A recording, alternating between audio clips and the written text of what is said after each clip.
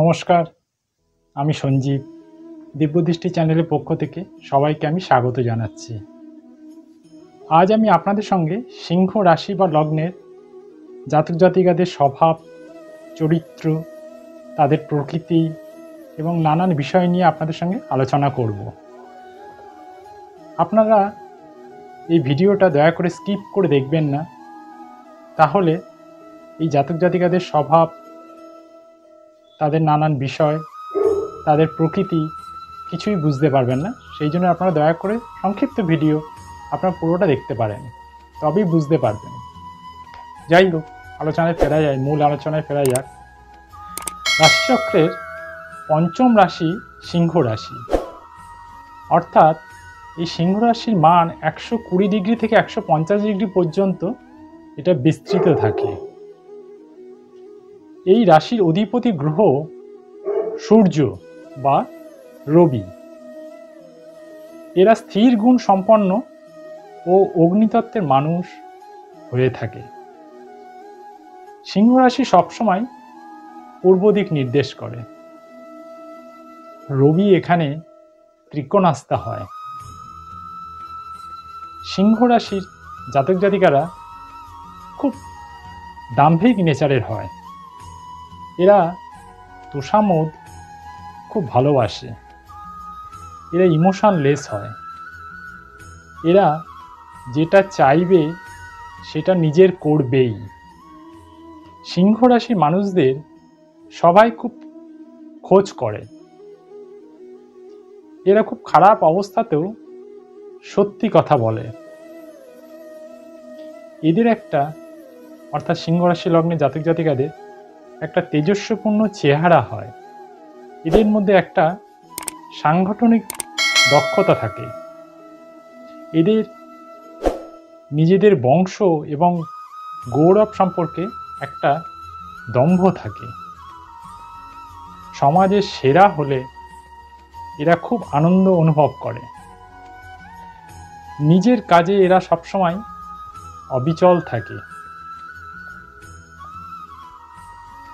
মানুষকে দামি উপহার দিয়ে এরা খুব আত্মতৃপ্তি পায়। এরা ভালোবাসা প্রকাশ করতে পারে না। এরা খুব আকর্ষণীয় ও ব্যক্তিত্বপূর্ণ হয়ে থাকে। অলংকার এবং রত্নের প্রতি এদের একটা সবসময় আকর্ষণ থাকে। এরা যে কাজে নিজে অমর্যাদা হতে পারে সেই কাজ এরা করেই না। এরা নিজের মর্যাদাকে সবসময় একটা লেভেল পর্যন্ত ধরে রাখে। এরা কারুর আজ্ঞাবহ হয়ে কাজ পছন্দ করে না। এরা যেচে অপরকে সাহায্য বা উপকার করতে চায়, কিন্তু জোর করে এদেরকে কেউ উপকার করতে পারে না। এদের যে প্রধান অসুখগুলো হয় তার মধ্যে হচ্ছে হার্ট, মেরুদণ্ড ও স্নায়ুর ওপর ম্যাক্সিমাম এই জাতক জাতিকাদের রোগ দেখা যায় বা রোগ হয়। এই হলো সিংহ রাশি বা লগ্নের মানুষের সংক্ষিপ্ত বিবরণ। আশা করি আপনাদের যাদের সিংহ রাশি বা লগ্ন আছেন বা আছে, তাদের সঙ্গে, তাদের জীবনের সঙ্গে অনেকটা এটা আমার ভিডিওটা মিলে যাবে।